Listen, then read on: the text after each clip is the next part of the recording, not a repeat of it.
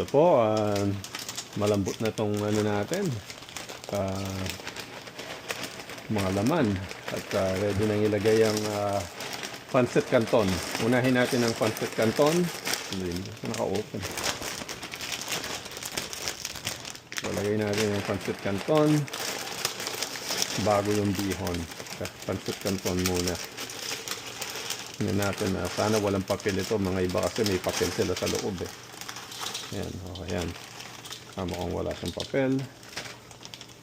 At yan, lulubog lang natin ng konti. Madaling lumambot ito. I-absorb niya yung tubig. Lakasan lang po natin ang apoy natin.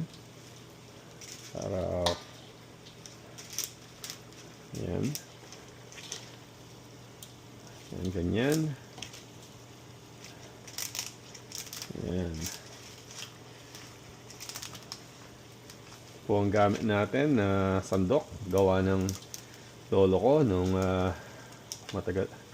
Nung unang panahon. Nung panahon, no?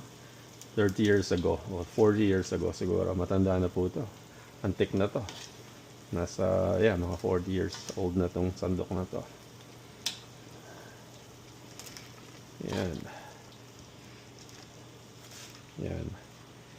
Ayan, hayaan lang natin at lagay natin ngayon yung bihon.